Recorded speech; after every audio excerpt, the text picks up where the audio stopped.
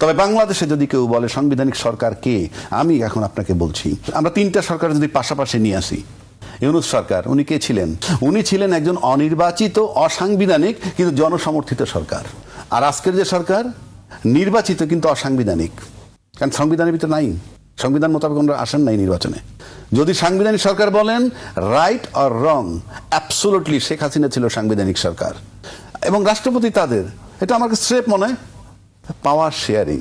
আর পাওয়ার sharing এর শর্ত হইলেই যে শেখ হাসিনা বা আওয়ামী লীগ শক্তি এই ছাত্রদেরকে ছাত্র শক্তি বিলুপ্ত করতে চায় ফ্রম ডে ওয়ান।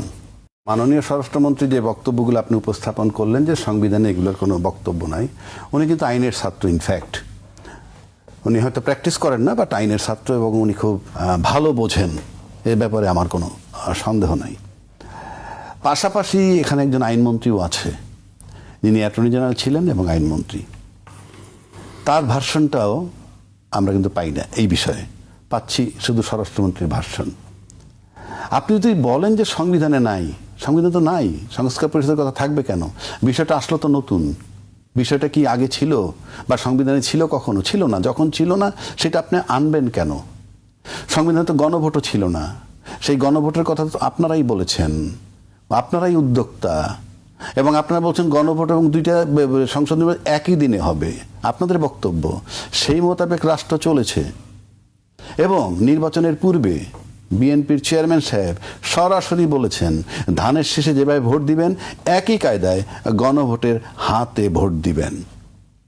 তারপরে আপনি এখন যদি বলেন সংবিধান নো, চলবে না, কেন চলবে না সেটাও বলছি। আপনি একবার যেটা মেনে নিবেন সেখান থেকে ফেরত আসতে পারবেন না। এটা তো জনগণের জাজমেন্ট। যেটা বলা হচ্ছে যে সংবিধানে নেই, আপনার সংবিধানে, আমি সংবিধানে তো সরকারই নেই। সংবিধানের কথা যদি আনেন তাহলে আপনি এই সংবিধানে কি আছে? সংসদ ভেঙে যাওয়ার পর পরবর্তী 3 মাসের মধ্যে নির্বাচন, নাকি নাই? আমি বানায় বলতেছি 123 অনুচ্ছেদ মোতাবেক, সংবিধানের 123 অনুচ্ছেদ মোতাবেক সংসদ ভেঙে যাওয়ার পর 90 দিনের মধ্যে আপনি নির্বাচন দিবেন। সেই নির্বাচন 90 দিনের মধ্যে হয়েছে? হয় নাই তো। তারপরে নির্বাচন বলা আছে এরপরে যখন মন চায় তখন করবেন। এখন পর্যন্ত রাষ্ট্রপতি যখন জাতির উদ্দেশ্যে পার্লামেন্টে ভাষণ দিলেন, উনি কি একবারও ব্যাখ্যা দিয়েছেন দীর্ঘ 17 মাস পরে আমরা নির্বাচন কেন করলাম সংবিধানকে ভায়োলেট করে? এটার রিপ্লাইটা কি দিলেন? কোনো রিপ্লাই তো নাই। নির্বাচন কমিশন যখন তফসিল ঘোষণা করছেন তখন বলছিলেন আমি সংবিধানের এত অনুচ্ছেদ মোতাবেক ঘোষণা করছি, বলেন তো নেই। আপনার জেনে শুনে সংবিধানবিহীন নির্বাচন করেছেন, সংবিধানের বাইরে থেকে নির্বাচন করেছেন। আপনি এখন সংবিধানের দোহাই দিচ্ছেন কি কারণে? সংবিধানে তো এখনো আছে 4-এর ক মোতাবেক সর্বত্র বঙ্গবন্ধুর ছবি ঝুলতে হবে, জাতির জনক শেখ মুজিবুর রহমান সাহেবের। এখনো তো বঙ্গভবনে তার ছবি ওঠে না। তো রাষ্ট্রপতি কি করতেছেন? প্রত্যেকেই তো সংবিধান ভায়োলেট করতেছেন। আপনি সংবিধানে কোনটা মানেন কোনটা মানে না? আপনি তো কোনোভাবেই সাংবিধানিক সরকার নন। আমি আবারও বলছি, সংবিধান যেভাবে আছে তাতে যদি নির্বাচন হয় তাহলে 8ই অগস্ট 2024-এ নির্বাচন ওত নিছেন ইউনূস সরকার, 7ই নভেম্বর 2024-এর মধ্যে নির্বাচন হয়ে যাওয়ার কথা ছিল।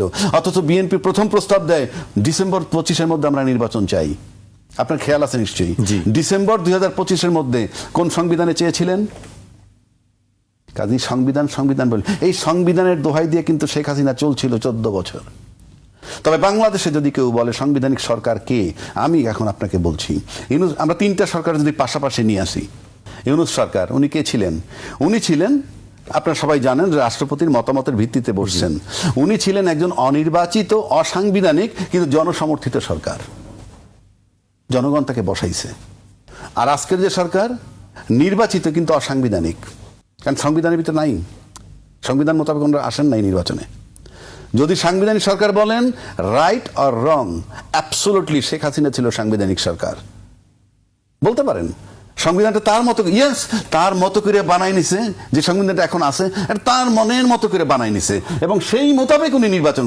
অ্যাকচুয়াল উনি কিন্তু সংবিধানের বাইরে যান নাই। দ্য অনলি গভর্নমেন্ট সাংবিধানিক সরকার একমাত্র শেখ হাসিনা। আর ইউনূস সরকার ছিলেন, আবারও বলছি, অসাংবিধানিক, অনির্বাচিত কিন্তু জনসমর্থিত। এই সরকার, বর্তমান সরকার নির্বাচিত কিন্তু অসাংবিধানিক। কারণ সংবিধান মোতাবেক আমাকে দেখাইতে পারে যদি কেউ যে 2026 সালের ফেব্রুয়ারিতে নির্বাচন এর গাইডলাইন ওই সংবিধান মোতাবেক হয়। তাহলে এখন কি করা যায়? আসলে কি করা যায় সেটা আগে স্বীকার করতে হবে। স্বীকার করতে হবে এই আমরা এই সংবিধান নাই, আমরা কোন সংবিধানে আসছি? অন্তর্বর্তীকালীন সরকার যে টাইমলাইন দিয়েছে, অন্তর্বর্তীকালীন সরকার যেভাবে নির্বাচন করতে বলছে, বাংলাদেশে কোনো রাজনৈতিক ব্যক্তিত্বের সেখান থেকে তাকে এক চুল নাড়াইতে পারে নাই। উনি বলছিলেন 12ই ফেব্রুয়ারি নির্বাচন, একদিন আগেও নয়, একদিন পরেও নয়, ঠিক তাই হয়েছে।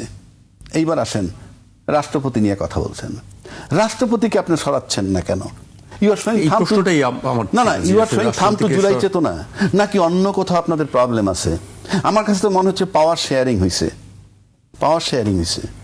পাওয়ার শেয়ারিং মানে আওয়ামী লীগ যাতে নাখোশ না হয়, আওয়ামী লীগের রাখছেন। আওয়ামী লীগ একটা বিরাট শক্তি, রাষ্ট্রপতি আছে, প্রশাসন আওয়ামী লীগের, গল্প যে যতই করুক প্রশাসন আওয়ামী লীগের। কোথায় প্রশাসন আওয়ামী লীগের? সব প্রশাসন আওয়ামী লীগের, আওয়ামী লীগের সময় নিয়োগ দেওয়া সব, আপনি বললে হবে না। পরবর্তীতে সেগুলো পরিবর্তন হয়েছে। কোথায় পরিবর্তন? লোকগুলো তো আছে। লোকগুলো কি 4 তলাটা 5 তলায়, 5 তলাটা 12 তলায়, 12 তলাটা 19 তলায়, তো কি হয়েছে? প্রশাসন তো তাদের এবং রাষ্ট্রপতি তাদের। এটা আমার কাছে স্রেফ মনে হয় পাওয়ার শেয়ারিং। আর পাওয়ার শেয়ারিং এর শর্ত হইল এই যে শেখ হাসিনা বা আওয়ামী লীগ শক্তি এই ছাত্র শক্তি বিলুপ্ত করতে চায় ফ্রম ডে ওয়ান। আমি মিডিয়াতেও দেখেছি। এই পাওয়ার শেয়ারিং এর আসলে উদ্দেশ্য, আমি তো পাওয়ার শেয়ারিং দেখতেছি তো রে ভাই। আমি বিএনপি ইলেক্টেড হওয়ার পর, সে ইলেক্টেড হওয়ার পর তো তার দলের রাষ্ট্রপতি আছে, তাতে বিএনপির লাভ কি?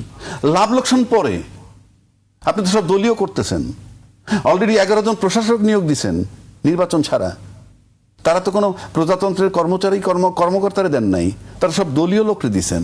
তো আপনি সব জায়গায় আপনি গণতান্ত্রিক সরকার হয়ে যখন অগণতান্ত্রিক কথা বলে, অগণতান্ত্রিক পদ্ধতিতে নিজের লোকরে আপনি সেট করতেছেন প্রশাসনে, এটা তো আপনি তো নিজের লোকরে কিভাবে সেট করেন? আপনি তো এই সব নির্বাচন হইলে এই সমস্ত প্রশাসক যাদেরকে নিয়োগ দিতেছেন তারা তো মেয়রের ভূমিকাই কাজ করবে। তার নির্বাচন হইলে যে আপনি 100% বিজয় লাভ করবেন গ্যারান্টি কি? তাহলে আপনি কিভাবে বসাচ্ছেন তাদেরকে? 100% আপনার লোকরে আপনি কিভাবে বসাচ্ছেন? 2 নম্বর আসেন, এই যে সংবিধানের কথা বলতেছে যে আগে সংবিধানে আমরা আলোচনা করব, সংবিধানের ভিতরে ঢুকাবো গণপরিষদের বিষয়টা, যদি ঢুকাইতে পারি তারপরে আমরা এই তা আপনি পরে আইন করে পিছনের জিনিস ঢুকাবেন কেমনে? আপনি আইন করবেন আজকে গণপরিষদ সংস্কার কমিটি হতে পারে, আমি সংবিধানে ঢুকাইলাম কোনো কারণে, তারপরে পিছের রেজাল্টটা ঢুকাবেন কেমনে এটার ভিতরে? আইন করবেন পরে আর ইয়েটা আনবেন আগে, বা পিছেরটা টাইনে আনবেন সামনে, এগুলো হয় না।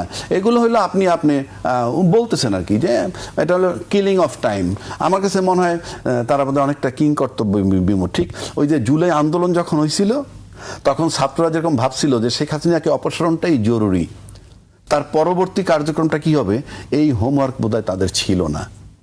একইভাবে আমার কাছে মনে হয় যে বিএনপিও যে নির্বাচনটা নিয়ে কথাবার্তা বলছে দীর্ঘদিন, শুধু একটাই স্বপ্ন ছিল খালি নির্বাচন, কিন্তু নির্বাচনের টেক ওভার করার পর কিভাবে পরিস্থিতি টেকেল করবে আমার কাছে এই হোমওয়ার্কটা ছিল না। কেননা তারা সন্ধিহান ছিল ইউনূস সরকার নির্বাচন দেয় কি দেয় না, তাই নির্বাচন নিয়ে টেনশনে ছিল, নির্বাচন হওয়াটাই জরুরি। আর যদি স্মুথলি তার উপরে আস্থা রাখতো ইউনূসের উপরে যে হ্যাঁ ওই তারিখে নির্বাচন হবে কোনো সন্দেহ নাই, তাহলে তারা হোমওয়ার্কটা করতে পারতো। এবং এখানে তাদের একটা বিরাট ঘাটতি আমার কাছে মনে হয়, যার জন্য তারা কোনোভাবেই কিছু মিলাইতে পারতেছে না। আপনি আইনমন্ত্রীর কোনো অস্তিত্ব নাই, পার্লামেন্টারি অ্যাফেয়ার্স মেইন ম্যান হবে আইনমন্ত্রী, তারপর আপনার সাংবিধানিক ব্যাখ্যা মেইন ম্যান হবে আইনমন্ত্রী। আমরা কিন্তু এখানে যেভাবে দেখা উচিত বা যেভাবে পাওয়া উচিত, আপনি বলতে পারেন সে অযোগ্য ন, উনি অত্যন্ত, আমি বললামই তো সে আইনের ছাত্র, অনেক ভালো বোঝেন, কিন্তু প্রশ্ন হচ্ছে বিষয়টা জানি কেমন মনে হয় যে কোথাও কি কোনো ঘাটতি বা তাদের ভিতরে কি সমন্বয়হীনতা আছে কিনা, এটা আমার কাছে মনে হয়। এবং এটার লক্ষণ যে খুব ভালো তা আমি বলছি না। আরেকটা কথা আমরা বলি, আমি জানি না পরের ফেসে কি বলবো, আমি বলি সময় কম দিয়েন। বিষয়টা হচ্ছে আমরা একটা কথা বলতেছি বারবার যে আমরা এখানে এই গণপরিষদ হবে কিনা, গণভোট হবে কিনা, নানান আলাপ করি, কিন্তু আপনি একটা জিনিস লক্ষ্য করে দেখছেন, চিফ প্রসিকিউটর বদলাই ফেলাইলাম, কিন্তু আমাদের এখানে এই যে নখের কালি শুকানোর আগে কিন্তু তারা বলছেন যে ভোটের কালি শুকানোর আগে তাদের নির্বাচনী প্রতিশ্রুতি বাস্তবায়ন করতে। ওনাদের তো নির্বাচনী প্রতিশ্রুতি আরো একটা ছিল, ওনারা বলতেন কি যে বিচার একটা চলমান প্রক্রিয়া, কিন্তু আমরা আজকে পর্যন্ত তো এই ক্ষমতায় আসার পর একটা বার কি আমরা উচ্চারণ করতে শুনছি তাদের কাছে যে 57 জন বিডিআর হত্যা হয়েছে, তারা যে ফ্যামিলি কার্ড দিতেছে, ভালো উদ্যোগ, তারপরে কৃষিকার্ড দেন, ভালো উদ্যোগ। ধর্মীয় ইমাম মুসলমান মুয়াজ্জিনদেরকে দিন, সব ভালো উদ্যোগ। কিন্তু পাশাপাশি স্বৈরাচার যাতে তৈরি না হয়, এরা কিন্তু কথায় কথায় একটু স্বৈরাচার বিরুদ্ধে কথা বলে, ফেসিজম, আমার কাছে মনে হয় একটু না বললেই নয়। তা নাহলে একবারও দৃঢ় চিত্তে তো আমরা শুনি নাই একটা দেশের সার্বভৌমত্ব রক্ষার জন্য গণতান্ত্রিক সরকার দরকার। ইউনূস সরকারের মতো সরকার থাকলে সার্বভৌমত্ব নষ্ট হয়ে যায়। তাহলে আপনি সার্বভৌমত্ব নষ্ট করে কারা? সার্বভৌমত্ব রাখে কারা? সার্বভৌমত্ব রাখে দেশের ডিসিপ্লিন ফোর্স, আর্মি। সেখানে 57টা অফিসার যে হত্যা হয়ে গেল, সেদিন যে আমার সার্বভৌমত্বে ঘাটতি হয়েছে, এখন পর্যন্ত দৃঢ় চিত্তে আমি কারো কণ্ঠে শুনি নাই যে আমাদের এটা প্রায়োরিটি বেসিস, আমার দেশের সার্বভৌমত্ব ফিরিয়ে আনতে হলে এটার বিচার করা খুবই জরুরি, যাতে কোনো সরকারের সময় এরকম ঘটনা না হয় এবং কোনো সরকার যাতে এটা করার পর আবার ধামাচাপা দিতে সাহস না পায়। আমি তো দৃঢ় চিত্তে বিডিআর হত্যার কথা, এই 57 জন সেনা অফিসার হত্যা হয়েছে, আদৌ শুনতেছি না কেন? আমরা জানতে চাই, নির্বাচিত সরকার, গণতান্ত্রিক সরকার তখন বারবার বলছে ইউনূস সরকারের সময় যে এটা একটা চলমান প্রক্রিয়া, বিচার একটা চলমান প্রক্রিয়া, কিন্তু আমরা এখন পর্যন্ত বক্তব্য পাই না। সুতরাং আমরা এই বক্তব্যটা শুনতে চাই। আমি একটা দেশের, তারেক রহমান সাহেব নিজে বলেন সবার আগে বাংলাদেশ, সবার আগে বাংলাদেশ করতে হলেই আমার এই বিচারগুলা করা দরকার। এই অপরাধের বিষয়ে একটা দৃঢ় চিত্তে তাদেরকে বলতে হবে, একটা দৃঢ় বলিষ্ঠ কণ্ঠে আমরা এটা শুনতে চাই যে আমরা ইয়েস বিচার করব।